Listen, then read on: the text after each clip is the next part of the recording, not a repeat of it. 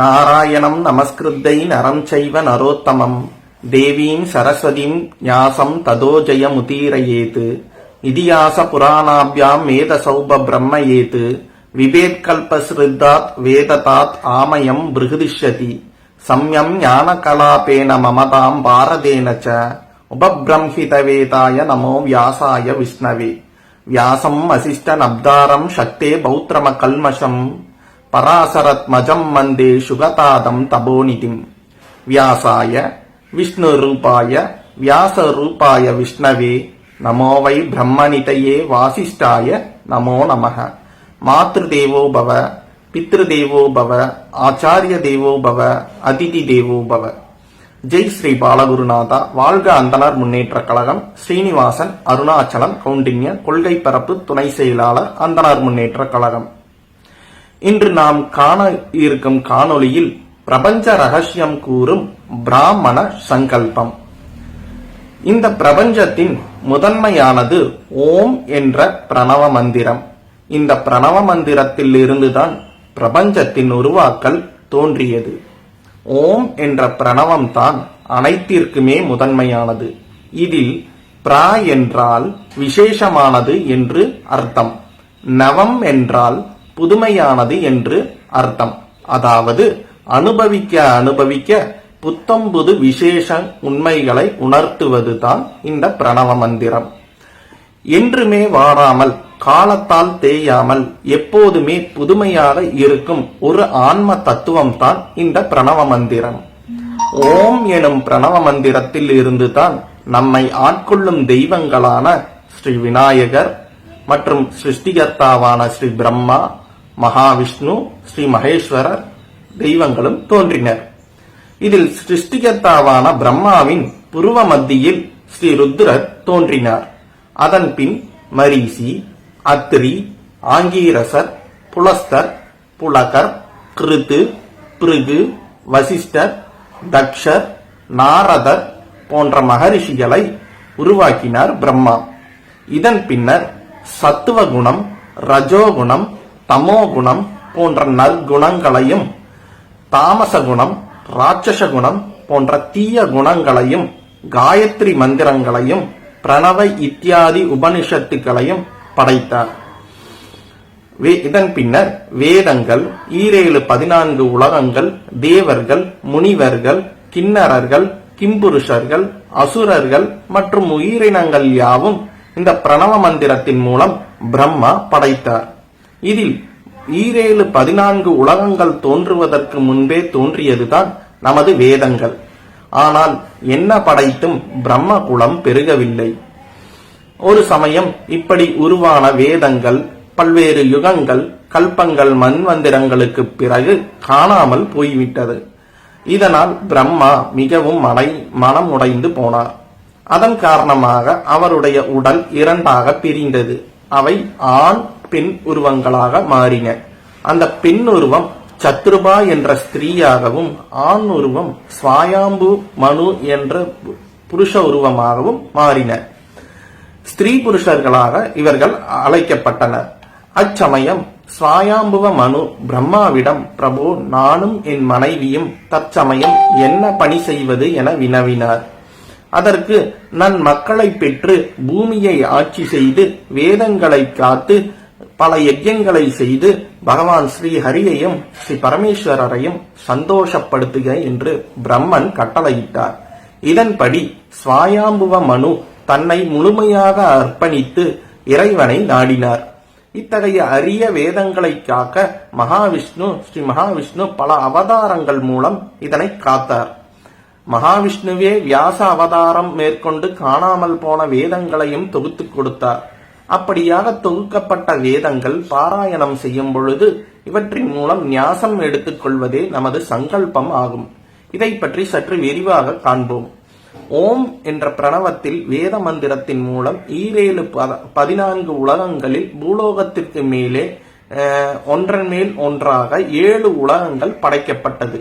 அவை ஓம் பூஹு பூலோகம், ஓம் புவக புவர் உலகம், ஓம் சுவக ஸ்வர்க உலகம், ஓம் மகஹ மகர் உலகம், ஓம் ஜனக ஜனோ உலகம், ஓம் தபக தபோ உலகம். ஓம் சத்யஹ சத்திய உலகம். பூலோகத்திற்கு கீழே ஒன்றன் கீழ் ஒன்றாக 7 உலகங்கள் படைக்கப்பட்டது. அவை அதல உலகம், விதல உலகம், சுதல உலகம், தலாதல உலகம் அல்லது நிதலலோகம், மகாதல உலகம் அல்லது மகாசங்கியம், ரசாதல உலகம் அல்லது கபஸ்தி மது, இறுதியாக பாதாள உலகம் அல்லது அக்ரயம் என்ற 14 உலகங்களும் இவைகளை தவிர மிருத்யு உலகம், பிரேத உலகம், நரக உலகம், பித்ரு உலகம் போன்ற உலகங்களும் உருவாகின. இவற்றை நாம் காணும் இறைவன் மேலே உள்ள 7 உலகத்திற்கு அப்பால் இருக்கின்ற காரணத்தால் அவரை சரணடைய ஓம் பூஹு, ஓம் புவக, ஓம் சுவக, ஓம் மகக, ஓம் ஜனக, ஓம் தபக, ஓம் சத்யம், ஓம் தத்சவிதுர்வரேண்யம், பர்கோ தேவஸ்ய தீமஹி தியோ யோனக பிரச்சோதயாதி என முதலில் குறிப்பிடுகிறோம். மேலும் இதனை பற்றி மயிலாடுதுறை திரு ஈஸ்வர கண்ணன் அவர்கள் கூறுவதை கேட்போம். ஸ்ரீ குருப்யோ நமः. குரு பிரம்மா குரு விஷ்ணு குருதேவோ மகேஸ்வரः. குரு சாட்சாத் பரபிரம்மா தஸ்மை ஸ்ரீ குரவே நமः. குருவே சர்வலோகானாம் ரிஷேத் கௌரோஹினாம் நிதே சர்வவித்யானாம் ஸ்ரீ தட்சிணாம் மூர்த்தே நமः.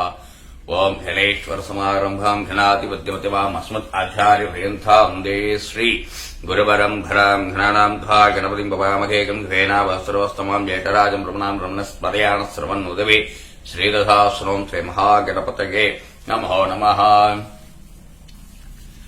ஸ்ரீ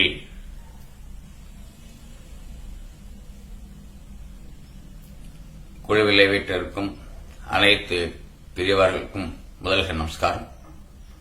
தற்போது நம்ம சங்கல்பம் சொல்றோம் இல்லையா, இந்த சங்கல்பம் பார்த்தீங்கன்னா சொல்லுவோம்.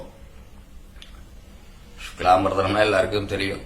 மமோ பார்த்தே சமஸ்தேலாம் சொல்லிட்டு அப்புறம் பிரயத்னர்த்தமான பிறகு சுவாமி சொல்லுவோம். ஸ்வேத் வராக கல்பே வைவஸ்வத மன்வந்தரே அஷ்டாவிகம் சகிதமே கலியுகே பிரதமே பார்ச்வே அப்படின்னு சொல்லுவோம். அதெல்லாம் என்ன, எப்படி அதை பிரிக்கிறாங்க? இப்போ சமஸ்கிருதத்துல ஒவ்வொரு வார்த்தைக்கும் அர்த்தம் தெரியும். அப்படி அர்த்தங்கள் தெரியும் போது பார்த்தீங்கன்னா நமக்கு சரி இதுதான் அவர் சொல்றார். இப்ப சுவாமிக்கு ரசகண்டம் நைவேத்தியாமி அப்படின்னு சொல்றோம். ரசகண்டம்னா கல்கண்டு நைவேத்தியம் பண்றோம் அப்படின்னு அர்த்தம். அப்போ சுவாமிக்கு மந்திரங்கள் சொல்லும் போது அதனோட அர்த்தங்கள் நமக்கு புரிகிறது. அதே போல இந்த வருடங்கள்லாம் சொல்லும் போது ஸ்வேத் வராக கல்பம், மனுகுலே, இதெல்லாம் என்ன அப்படிங்கறதே எல்லாருக்கும் ஒரு மிகப்பெரிய ஒரு சந்தேகமாக இருக்கும். அது எல்லாமே காலக்கணக்கு தான். காலக்கணக்குங்கிறது ஜஸ்ட் ஒரு மானசாஸ்திர கணிதம் அப்படிங்கிறது சொல்லலாம். அது எப்படி கணிதமா பிரிக்கிறார் அப்படின்னு கேட்டீங்கன்னா, ஒரு நாளுக்கு 60 நாழிகை. அந்த 60 நாழிகை அப்படிங்கிறது பகல் 30, இரவு 30. ஷார்ட். அதுல நிறைய கல்பம், விகல்பம், வினாழிகை, லெப்தம் அதெல்லாம் இருக்கு. அது அந்த ஒரு நாளுக்கு நான் அவ்வளவு சொன்னா எல்லாரும் கொஞ்சம் கன்ஃபியூஷன் ஆயிடுவாங்க. அதனால நாள் கணக்கில் இன்னொரு நாள் பார்த்து போனேன். அப்புறம் ஒரு மாசத்துக்கு 30 நாட்கள், அது எல்லாருக்கும் தெரியும். சமயத்தில் 31 நாட்கள் வரும். அப்புறம் 12 மாதங்கள் கொண்டது ஒரு வருடம். 12 மாதங்கள் கொண்டது ஒரு வருடம், அதுவும் எல்லாருக்கும் தெரியும். அந்த வருடமானது 60 வருடங்கள் ஒரு சுழற்சி. அதாவது 60 வருடங்கள் ஒரு சுழற்சி. பிரபவம் முதல் அக்ஷய வரை 60 வருடங்கள். பிரபவ அதனால எல்லாருக்கும் தெரிஞ்ச விஷயம்தான். அது மாதிரி பிரபவம் முதல் அக்ஷய வரை 60 வருடங்கள் ஒரு சுழற்சி. இப்படி 3000 சுழற்சிகள் கொண்டது ஒரு யுகம். இப்படி 3000 சுழற்சிகள் கொண்டது ஒரு யுகம். யுகங்கள் மொத்தம் 4. எல்லாருக்கும் தெரியும். யுகங்கள் மொத்தம் 4. அந்த 4 யுகங்கள் சேர்ந்தது ஒரு சதுர்யுகம். அந்த 4 யுகங்கள் சேர்ந்தது ஒரு சதுர்யுகம். ஒரு சதுர்யுகம் அப்படின்னு சொன்னோம்னா 71 சதுர் யுகங்கள் கொண்டது ஒரு மன்வந்தரம். 71 சதுர் யுகங்கள் கொண்டது ஒரு மன்வந்தரம். 14 மன்வந்தரங்கள் கொண்டது ஒரு கல்பம். 14 மன்வந்தரங்கள் கொண்டது ஒரு கல்பம். ஒரு கல்பம் என்பது 432 கோடி மனித வருடங்கள். ஒரு கல்பம் என்பது 432 கோடி மனுட வருடங்கள். இது கணக்கு அதிகாரம். இதுல பாதி முடிஞ்சிருத்து. இப்ப நடந்துட்டு இருக்கிறது திவீத்திய பரார்த்தவம், அதாவது இரண்டாவது பரார்த்தம். துவீத்திய பரார்த்தம் அதாவது இரண்டாவது பதார்த்தம், அதாவது துவீத்திய பரார்த்தவே. அப்புறம் ஸ்வேத்து வராக கல்பம் சொல்றோம் இல்லையா, அந்த ஸ்வேத்து வராக கல்பம் அப்படிங்கிறது இரண்டாவது பரார்த்தத்தின் பிரம்மாவின் முதல் நாள். அதாவது ஸ்வேத்து வராக கல்பம் இரண்டாவது பரார்த்தத்தின் பிரம்மாவின் முதல் நாள். அதான் ஸ்வேத வராக கல்பம். வாயு புராணத்தின் கணக்குப்படி மொத்தம் 36 கல்பங்கள் உண்டு. ஸ்வேதவராக கல்பம் தான் நமக்கு தெரியும் மொத்தம். ஆனா வாயு புராணத்தின் கணக்குப்படி 36 கல்பங்கள் உண்டு. இந்த உலகத்தை விஷ்ணு வெள்ளை பன்றி உருவம், ஸ்வேத அப்படின்னா வெள்ளை, அது எல்லாருக்கும் தெரிஞ்சதா. வராகம்னா பெருமாளுடைய அவதாரம், வராக அவதாரம் கொண்டு ஸ்வேத வராகம் வெள்ளை பன்றி உருவுண்டு வெளிக்கொண்ட கால வெள்ளத்தில் உட்பட்டது என்பது இந்த ஸ்வேத வராக கல்பம் அப்படின்னு சொல்றோம். அடுத்தது வைவஸ்வத மன்வந்தரம். இப்ப நடந்து கொண்டிருக்கிறது பார்த்தீங்களா, ஸ்வேத வராக கல்பம் 14 மன்வந்தரங்களை உள்ளடக்கியது. ஸ்வேத வராக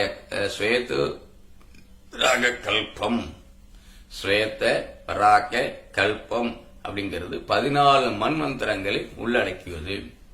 ஒரு மன்வந்தரம் என்பது 71 சதுர் யுகங்கள் கொண்டது.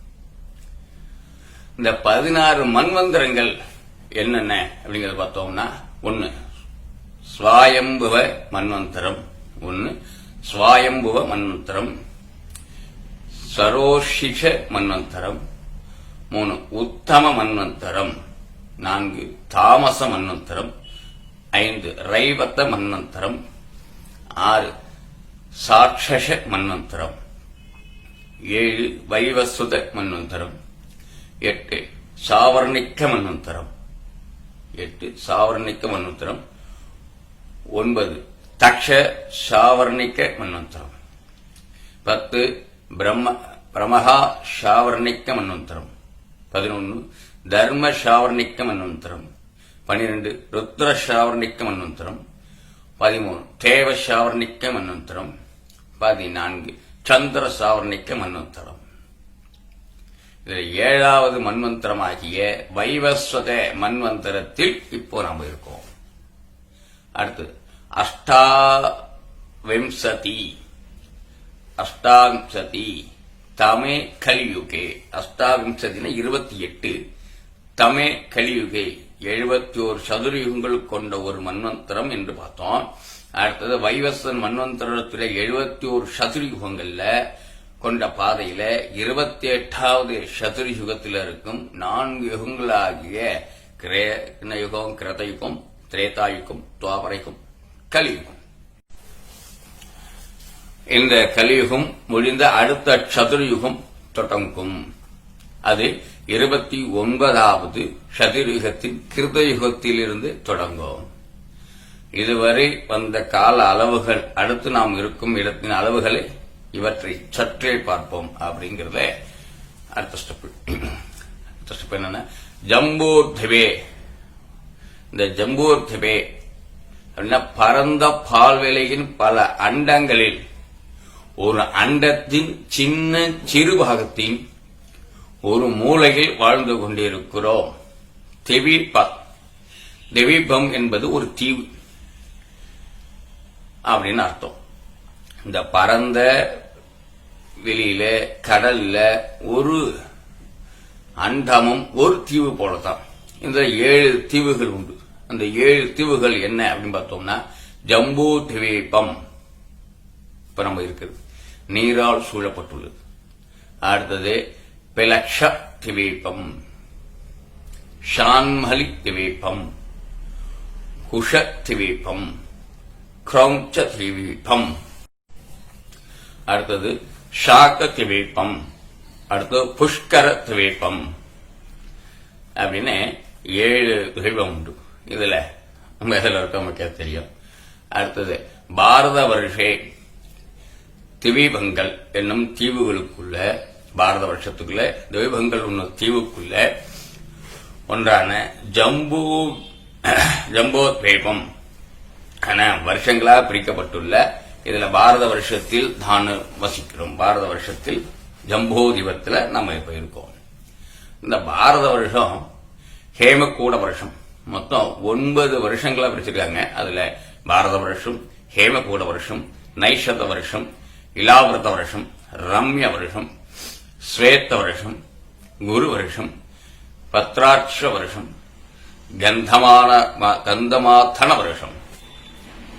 இந்த பாரத கண்டே பாரத வருஷம் 9 கண்டங்களாக உள்ளதுல இப்ப சொல்லிட்டோம். அடுத்தது இந்த பாரத கண்டம் என்னென்ன கண்டங்கள் இருக்கு அப்படிங்கறத பார்க்கணும். பாரத வருஷே பாரத கண்டே இதுல தீபங்கள் தீவுகள் இதெல்லாம் பார்த்துட்டோம். பாரத கண்டம், கிம்புருக கண்டம், அரிவருட கண்டம், இலாவிரத கண்டம், ரமிய கண்டம், ரணிய கண்டம், குருகண்டம், கேதுமால கண்டம், பத்ராசுவகண்டம். இதுல இப்ப நம்ம பாரத கண்டத்துல வசிக்கிறோம். அப்புறம் பாரத கண்டம் மேரூர் தட்சிணே பார்ச்சுவே அப்படின்னு சொல்லுவோம். அது என்ன மேரூர் தட்சிணே பார்ச்சுவே அப்படின்னா, பாரத கண்டத்திலிருந்து மேரு என்னும் மலையின் தெற்கு புறத்தில், அதாவது தட்சிண பாகத்தில் எண்ணற்ற பிரம்மாக்களின் சிருஷ்டி வரிசையில் ஒரு பிரம்மாவின் படைப்பில் அவரின் 2வது காலத்தில் முதல் தினத்தில் கோடிக்கணக்கான வருடங்களுக்கு மத்தியில வாழ்ந்து கொண்டிருக்கிறோம். மேலே சொல்லப்பட்டுள்ள கணித வகைகள் அனைத்துமே தொல்லிய நூலாகிய கணக்கதிகாரத்தை மையமாக கொண்டு எடுக்கப்பட்டது. இது எல்லாமே பாத்தீங்கன்னா நம்ம சொல்லக்கூடிய மந்திரங்கள் சங்கல்பம் சொல்லும் போது சொல்றோம். இப்ப பார்த்தீங்கன்னா எல்லாரும் சிங்கப்பூர் அமெரிக்காவில் உட்காந்துட்டு அங்க உட்காந்து பாரத வருஷே பாரத கண்டு, சிங்கப்பூர்ல உட்காந்துட்டு என்ன பாரத வருஷே பாரத கண்டு. இப்போ ஒவ்வொரு ஏரியாவுக்கு கண்டங்கள் மாறுறது. இப்ப நம்ம இருக்கக்கூடிய இந்த இந்தியாவில பாரத கண்டே, அதுதான் இதனுடைய கணக்கு. இந்த சங்கல்பம் சொல்லும் போது இத்தனை வருஷத்துல இந்த பிரம்மாவுக்கு இத்தனை வயசு, இத மாதிரி இத்தனை நிகழ்வுகள்லாம் சொல்லி இந்த சங்கல்பம் சொல்றோம்.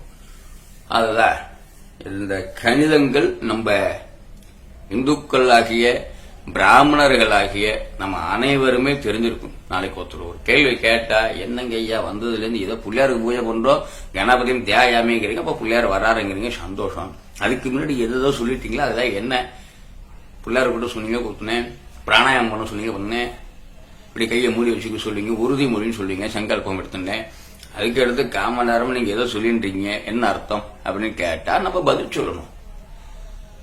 ஐயா இந்த மாதிரி இந்த ஊர்ல இந்த தெருவில் இப்போ வீட்டுக்கு போஸ்ட் கார்டு போடுற அட்ரஸ் சொல்றோம் இல்லையா, அவருடைய பேரை போட்டு சன் ஆஃப் அல்லது ஒய்ஃப் ஆஃப் இல்ல கேர் ஆஃப் போடுறோம். அப்புறம் ஊர் பேரு, போஸ்டல் அட்ரஸ் கரெக்டா போடுறோம். இந்த ஊர், இந்த தெரு, இந்த இது. அதுக்கு இப்ப லேட்டஸ்டா வந்து பாத்தீங்கன்னா நியர்பைலாம் கூட போட வேண்டியதா இருக்கு.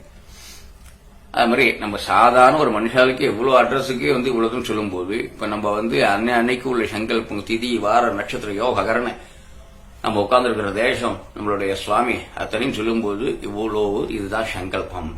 இப்ப எத்தனையுமே அர்த்தங்கள் தெளிவா ஒருத்தர் கேட்டால் சொல்லக்கூடிய அளவுக்கு இருக்குன்னு நமது பிராமண சமூகம். நன்றி, நமஸ்காரம். ஹரஹர நம பார்வதீபதையே ஹரஹர மகாதேவா. தென்னாட்டுடைய சிவனே போற்றி, நாட்டவருக்கும் இறைவா போற்றி போற்றி.